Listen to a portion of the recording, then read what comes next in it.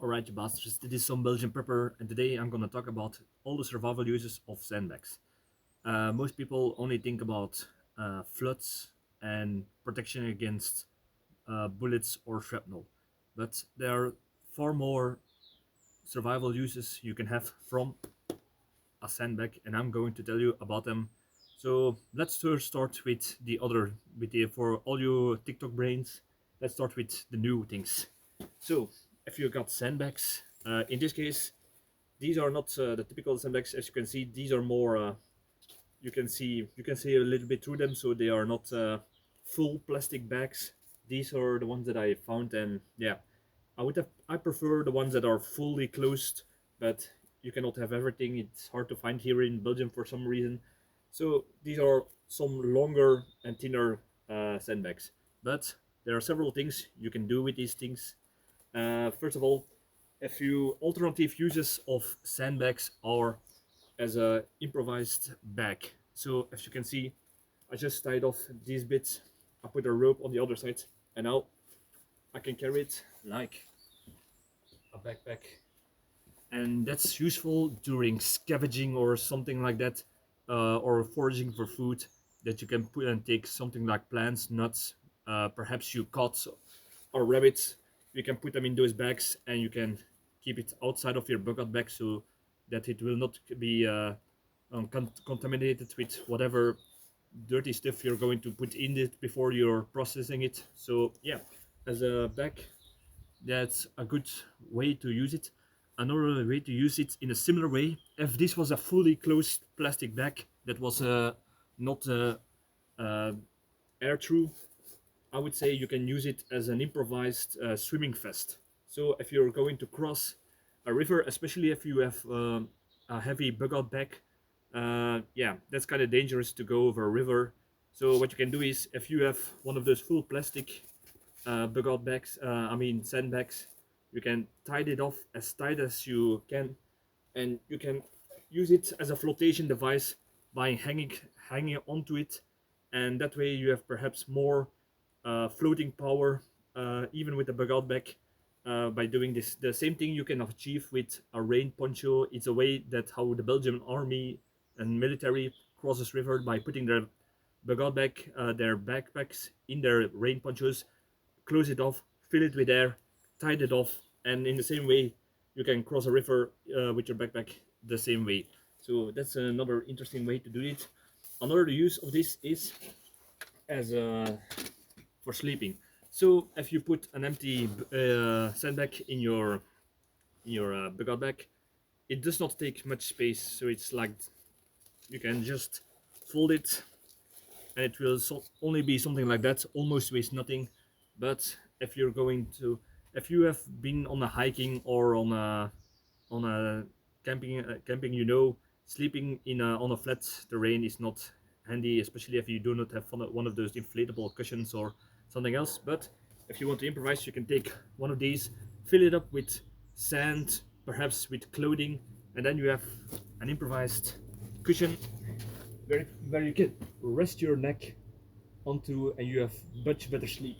Because sleep and a good sleep position is very important if you want to be alert and well rested for the next day, or in case you have not much sleep in the night. A quality sleep is very important, so use it as an improvised head rest. Could be something made out in the field with just putting in clothing in it, or perhaps some other stuff, grass, or in the worst case, sand. That could be that's more handy for in the summer, because in the winter, if you put sand or dirt in it, it could be a little bit moist, cold, and that's not pleasant. So it's more for the summertime, I would say. So yeah, that's another way you can use this. These are the other conventional ways. Another unconventional way to use a sandbag is to cross uh, razor or barbed wire. How? If you have some fence, it could be a fence, it could be just a line of barbed wire.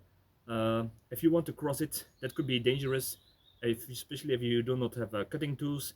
Even if you have cutting tools, there could be tension on it that will spring and cut you in the face or something worse. So if you fill up a sandbag like this in the field. You see the barbed wire, you can just throw it on.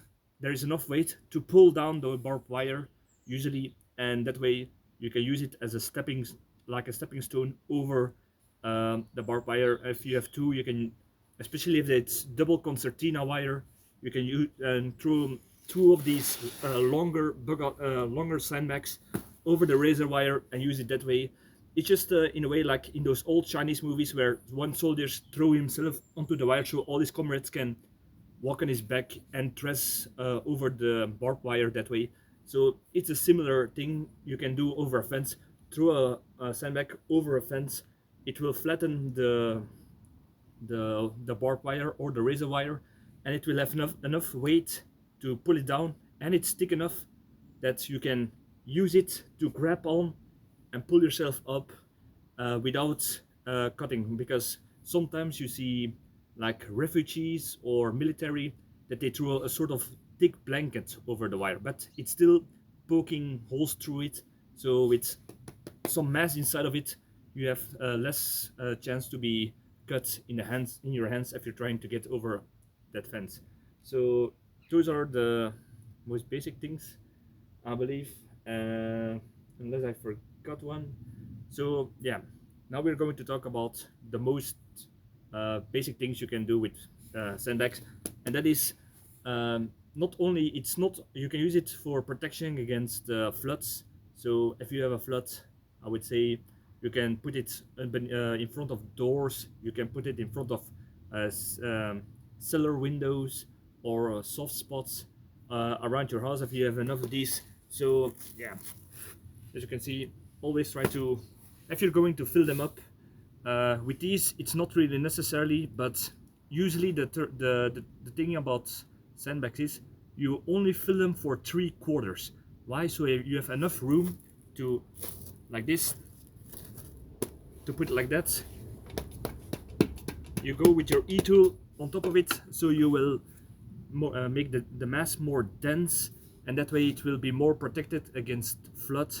And yeah, it's also more square. So if you, like I said before, if you flatten this right up, because you have a little bit room inside of it, you can put the next sandbag against it, and there will be less holes where the water can flow through.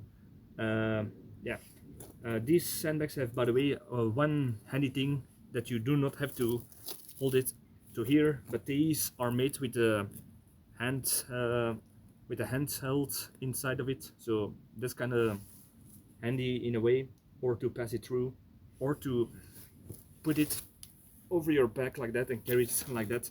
But with these I don't like it, because these are very, like I said, I like the plastic, the fully plastic ones better, because here all the dirt comes inside of it, and it will make everything dirty if you wear it or do with it. So that's something I don't like about it. I'm going to look for other sandbags. And of course, next to flood, there is protection against fire or against bullets or shrapnel. So if you're not only at home during a wartime situation, put the sandbags on the inside of the building. Why? Because if you, as a civilian at least, if you put sandbags outside of your building to protect your home, then first of all, enemy will know that there is a stronghold in there, and they will likely be more cautious and prevently perhaps use other means to destroy your house, because they will not take the chance to be shot from. The second thing is, if you put it on the inside, it will be less be seen from the outside, and it will be protected against lost bullets that will go through the wall and, yeah, hit somebody who is hiding inside of the house. So that's one of the things that you can do with it. If you're in a bug out scenario, you can, if you make up camp, around the camp you can put some strong positions with just even two, like in this situation, two sandbags can provide some more protection. As you can see, it is more protection than without in an open field. And another thing is, you have more, it's more a stable place to aim with your rifle. So you're a little bit higher, you have something to rest your gun on with more with that is a little bit higher for more accuracy and for resting your rifle that way. So yeah, and when you're done, well, and if somebody who is guarding the camp at every 3 hours to keep them alert, you can just, if you're going to pack up, empty the sandbags and put them back in your bug bag and be on your merry way. So yeah, you can also dig some holes and use that for extra cover to have more cover like this. But if it's just for guarding something, uh, this will be usually more sufficient. So yeah, I think I'm ready with everything from the bug bag, from sandbags in the bug bag and back-in scenario. So like, subscribe, all that good stuff, and see you in the next video. Cheers.